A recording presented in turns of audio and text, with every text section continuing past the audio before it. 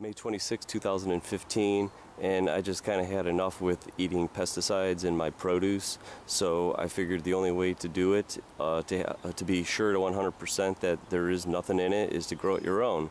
And everybody thinks that to grow fruit trees and all these vegetables that you need herbicides and pesticides, insecticides to combat the insects, but I truly believe that you can do it without anything whatsoever.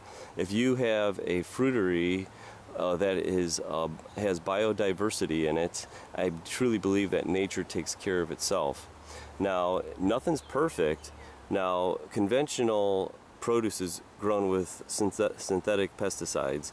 USDA is grown with organic pesticides, which is better than synthetic, but it's still not what you want.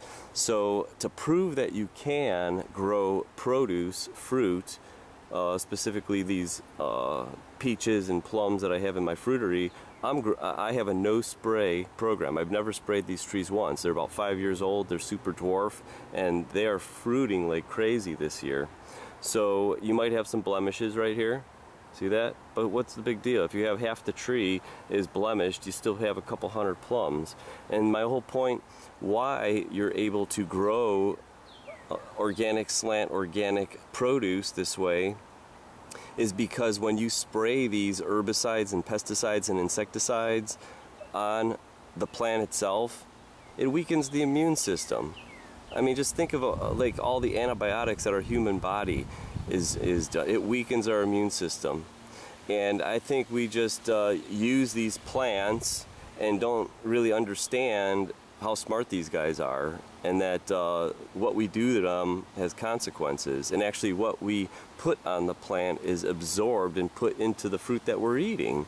So I'm going to do an update later, but I'm going to prove that you can grow organic slant, organic produce without chemicals, and we'll see how it turns out in a couple months. I'll have an update. And this may piss off a lot of organic growers, but I believe there's a standard higher than USDA organic. So they want to say GMO project, I would say, is at the bottom because it's not organic, but it's GMO free. Then you have USDA organic. The next standard above that is the organic slant organic, because that standard is zero spray, no spray. Zero herbicides, zero insecticides, zero pesticides. Conventional fruit and produce, you could spray synthetic pesticides. USDA organic, you could spray organic pesticides. Organic slant organic, there are zero pesticides. Because I believe just like native trees, for example, this pawpaw, who's spraying the native pawpaw trees in the forest? Nobody is.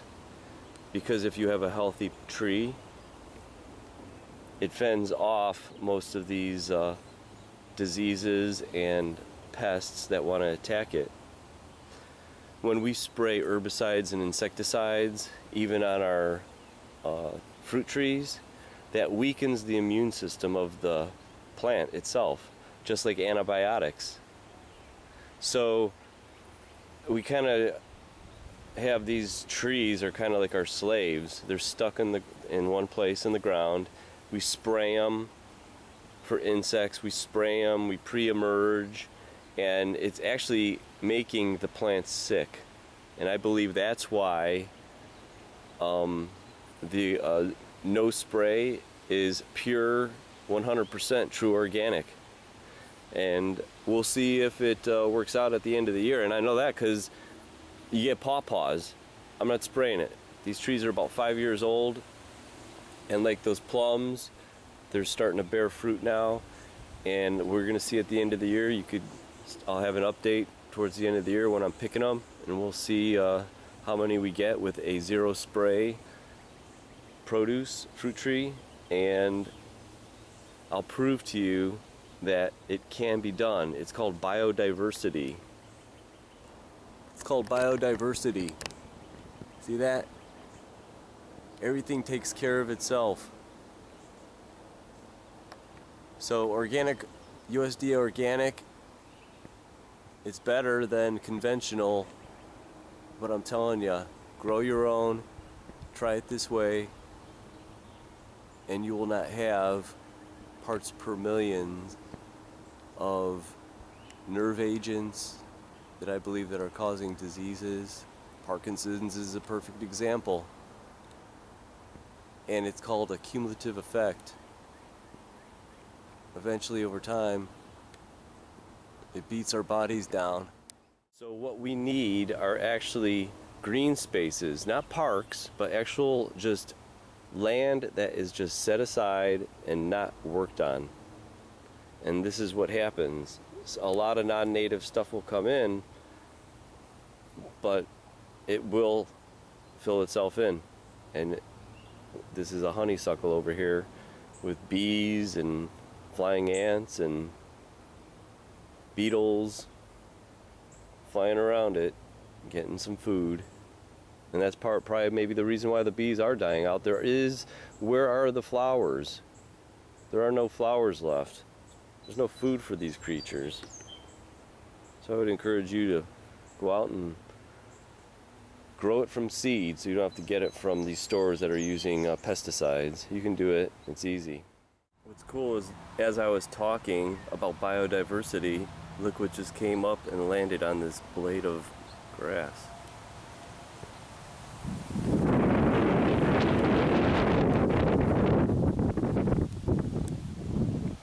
Hold on. Oh, look, I'm going to help him.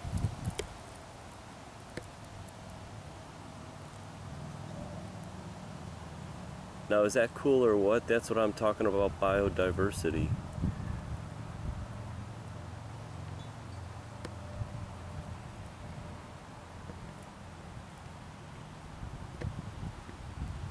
It's just an insect. I don't even know what it is.